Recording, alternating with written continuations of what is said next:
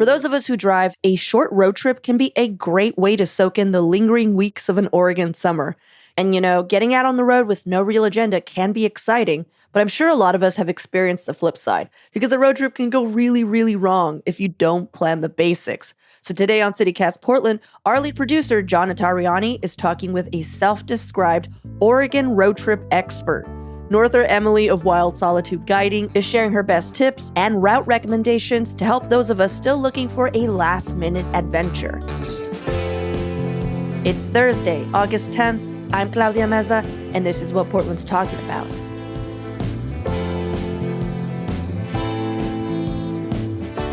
Talk to me about planning. What's the biggest thing you need to figure out? I mean, the biggest thing to figure out is just getting your pre-planning down before you leave. You don't have to be a super uptight detailed planner. You don't need a really hard agenda or anything, but you do need a map, a physical map that lives in your car. You have to have a road atlas. I used to have one of those. Yeah, you should have one in your car. I mean, not just because it'll help you if you get lost and your phone stops working, but there's all kinds of neat little details that you can read about in there. So, you might be driving through somewhere and there might be the world's largest glacial erratic 5 minutes off your route that you just have to go see. I've made every mistake that you can make at this point. I have forgotten water. I have forgotten to get gas. I have left without my map. I have had a tiny medical thing turn into a big thing because I didn't have a basic first aid kit. There's just some kind of small details that if you sew them up at the beginning, it can prevent you from not having fun on your road trip. Yeah. I mean, when you think about getting your map and getting your plan together, I mean, on one hand, there is figuring out your route and sort of going off in a direction. But you also talk about setting your intention and figuring out why you're going on this trip, which I think isn't something that a lot of people necessarily are going to think about, but you say that's really important. What do you mean by that? For a long time, I used to plan trips and I would kind of I'd go into it thinking oh, I want to have this restful, peaceful experience.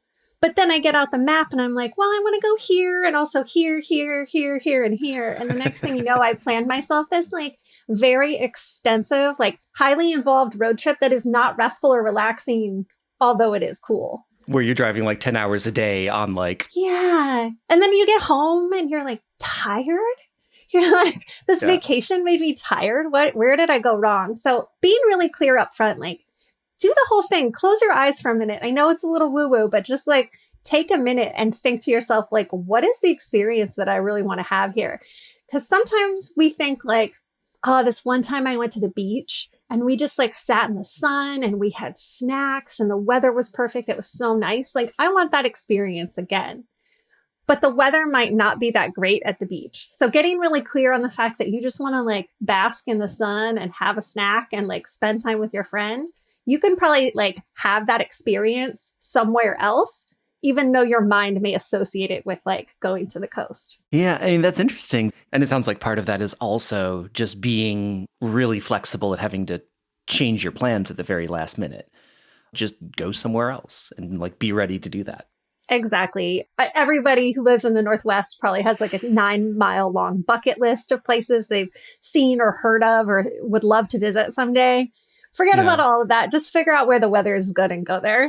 You've also talked about using park rangers as a resource, especially for dodging sketchiness. Tell me about staying out of sketchy spots. Yeah. So park rangers, especially if you're in a national park or some other kind of really heavily developed recreation area in the Northwest, and there are rangers or there are other, land management professionals. Those people know everything. They're the ones that have to clean up the messes when somebody comes in and parties in a spot.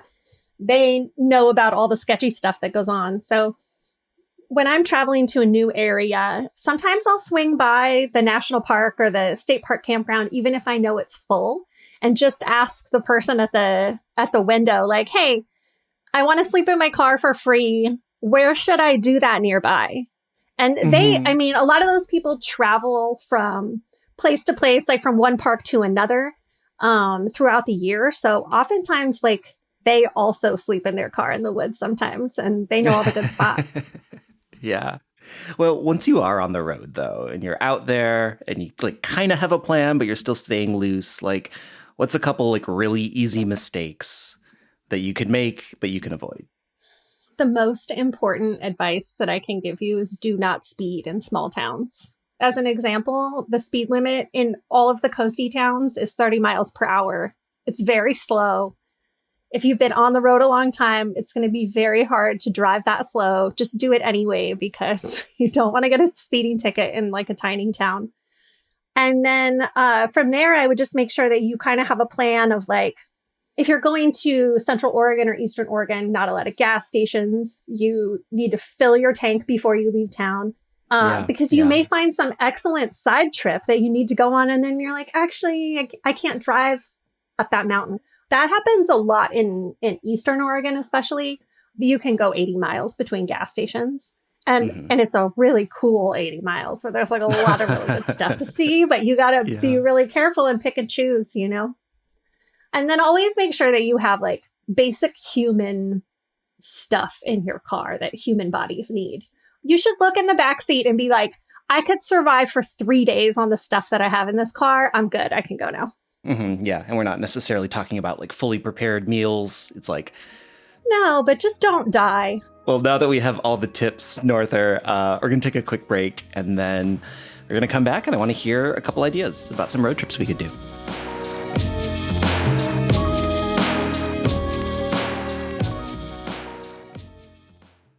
All right, so you brought a couple ideas of some road trips that people could do at this time of year if they're ready to get out there this weekend. Let's walk through them. What's the first one that you think people might want to check out? So I think this is a great time of year to visit the Mackenzie Pass area. It's not like a choose your own adventure where you're driving through the woods and you're like, who knows? Like there's very clear stops, like stop here and look at this awesome waterfall. Now stop here and look at this also awesome waterfall. Stop here and climb to the top of this neat little lava castle and look out over the vast lava fields. You know, there's really clear, like obvious things for you to stop and do. So it's pretty brainless. You don't have to have like a map or a bunch of research or a plan or anything. You can stop and swim. You can pick berries. You can just look at lava and think about what that was like. That's a great road trip. And you can get there by either going south on I-5 to Eugene and taking like the Mackenzie River Highway 126, or you can take Highway 20, which goes along South Sandy Am. That's a beautiful road that I feel like I don't ever hear people talk about. There's some fun stops along there like House Rock, and it's just a really scenic, beautiful river canyon.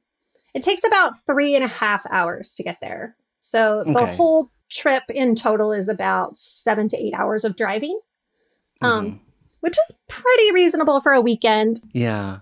So you could take off after work on a Friday and be home by Sunday evening pretty comfortably? Oh, yeah. That would be such a great way to spend a day. I've done that trip as a day trip before.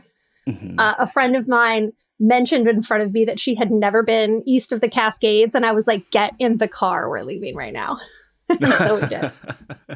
Let's go to another one, the North Coast Loop. So a great North Coast loop. I'm from the North Coast, so I love the North Coast. It's just to go up to Astoria and down to like Lincoln City and then come back on Highway 18 through the valley. That's a really beautiful little trip. A lot of people take Highway 30 to get to Astoria. And if you've never done it, or if you haven't done it 7,000 times in your life, like I have, that's a great route. My preferred route to get to Astoria is to take Highway 26 to Highway 202 through Jewel.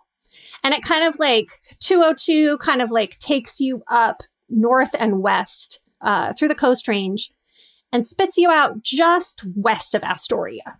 So you can like pop over to Astoria. You come down like the Youngs River drainage, which is the Youngs River is like a really beautiful river that I never hear people talk about. There's a cool waterfall you can stop and swim at. And then from there, you know, go to Astoria, go to the shipwreck, go to the little touristy towns, go to like the little cute towns that aren't touristy.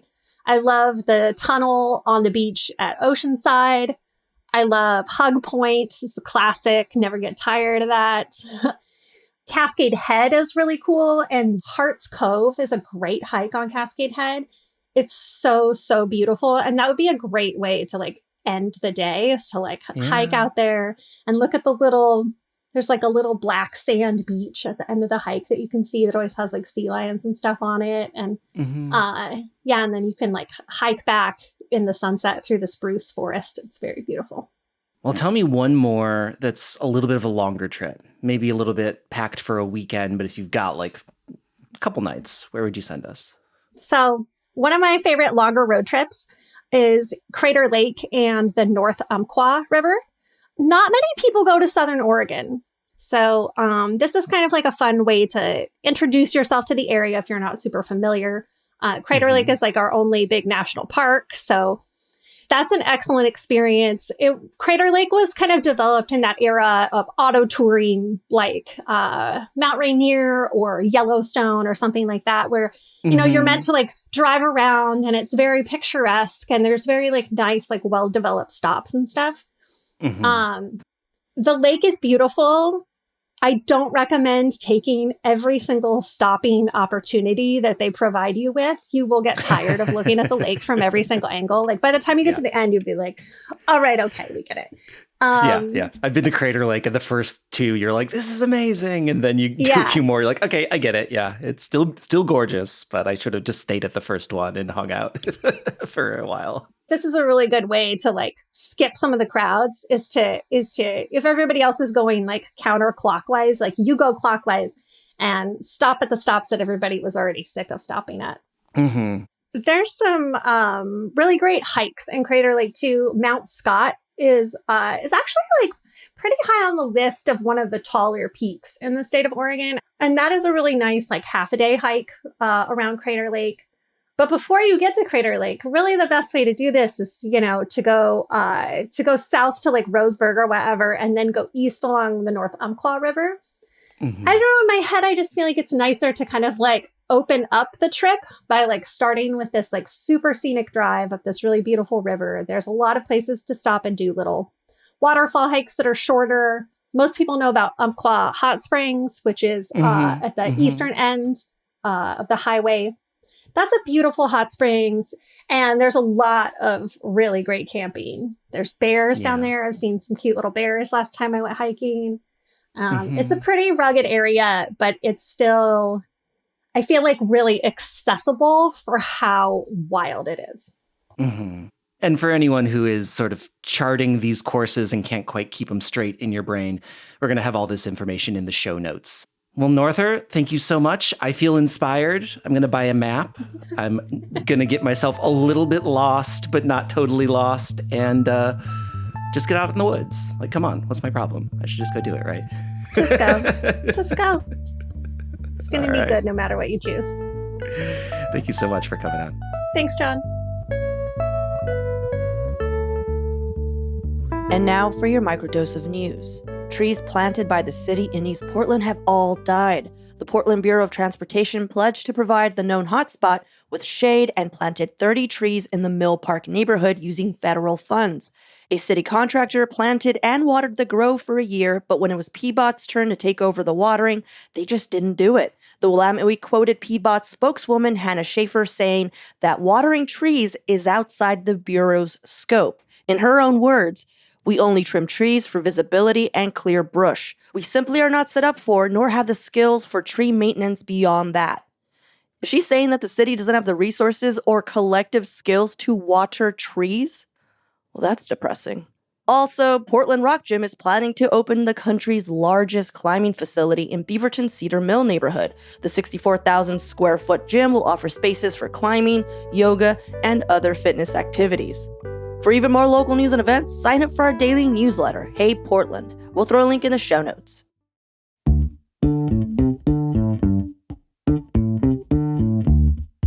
That's all for today here on CityCast Portland. Thank you so much for listening. We'll be back tomorrow morning with more from around the city. Until then, see you at Slim's.